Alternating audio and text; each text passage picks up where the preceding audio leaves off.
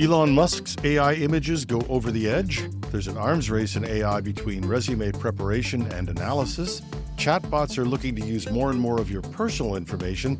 And did Google just do it again with another disappointing AI launch? All this and more on the Holy Free Speech Batman edition of #Trending. I'm your host, Jim Love. Let's get into it.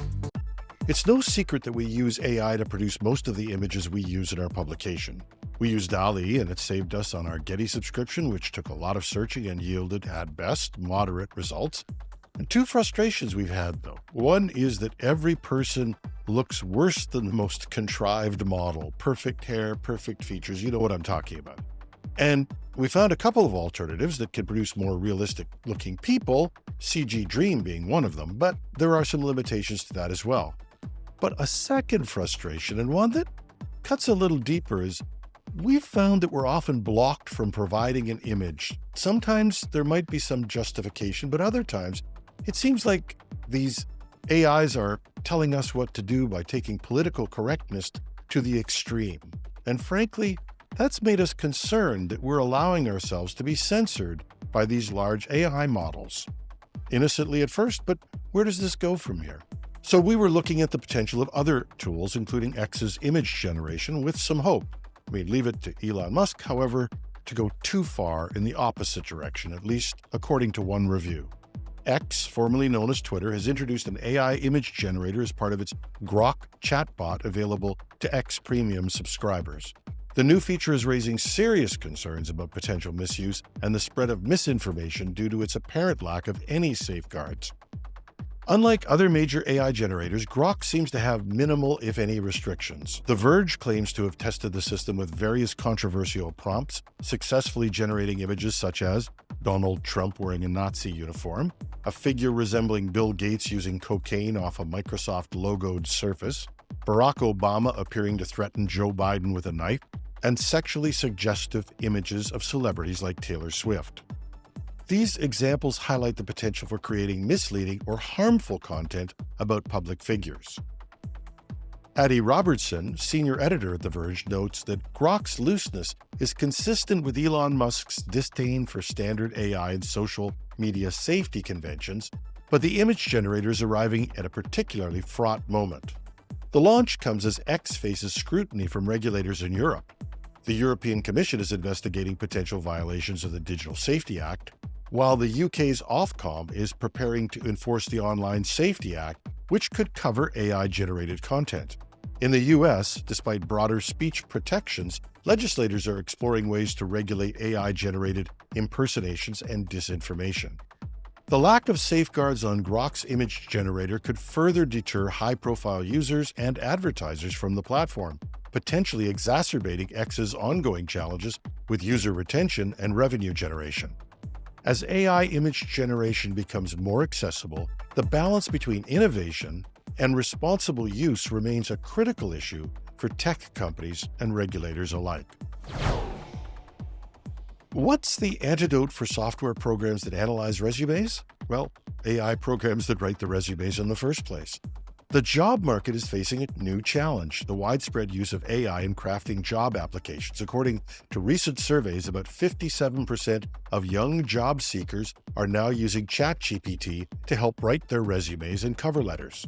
The trend is causing significant issues for recruiters and hiring managers. Kayati Sundaram, CEO of recruiting platform Applied, notes, "We're definitely seeing higher volume and lower quality. The applications are harder to sift through when candidates can just copy-paste content from ChatGPT. And the flood of AI-generated applications is exacerbating existing recruitment challenges. Recruiters are now dealing with an influx of generic, keyword-stuffed resumes that often have a distinct AI flavor to their writing style. The situation also raises concerns about equity in the job market. Jamie Betts, founder of Neurosight, points out that paid ChatGPT users, who tend to be from higher socioeconomic backgrounds, have an advantage over those using the free version. The Big Four accounting firms have policies against AI in applications. However, enforcement is proving difficult. Ironically, while candidates are embracing AI for applications, many are wary of employers using AI in hiring. A study last year found that 66% of Americans would refuse to apply to companies using AI recruitment tools. As this AI arms race continues, many recruiters are falling back on, wait for it, traditional in-person interviews as the best way to evaluate candidates. It seems like in this age of AI, the human touch may be more valuable than ever in the hiring process. The chatbot wars are heating up, with major tech giants racing to make their AI assistants more personal and practical. Google, Apple, Microsoft, and even Meta are working to combine the broad knowledge of large language models with users' personal data. Google recently announced new features for its Gemini AI. It has a contextual overlay allowing Android users to ask Gemini questions about contents on their phone screens. Pixel screenshots exclusive to the new Pixel 9 series let users store and query specific screenshots. New extensions integrating data from Google Calendar, Keep, Tasks, and YouTube Music are also in the works. Jenny Blackburn, Google's VP of Gemini User Experience, told Axios, "We feel like we're at the beginning of something that's really, really exciting." And Microsoft is taking a similar approach with its recall feature for Copilot Plus PCs, which aims to capture and store everything a user sees over time. However, after some backlash, Microsoft has delayed the feature and made it opt-in. But there are already a variety of other ways to tap into personal data using Microsoft's AI. Apple's Apple Intelligence is leveraging even more personal data, but with what they term to be extensive privacy measures. Although Apple touts its approach to privacy and the idea that all data would be processed on the user's local machine, the reality is that both Microsoft and Google are claiming similar approaches. Yet even Apple is rolling out its AI features slowly and won't bring them to Europe due to regulatory uncertainty. But while the other big players are trying to walk that line between useful features and protecting privacy, the wild card is Meta with its vast trove of user data from platforms like Instagram, Facebook, and others.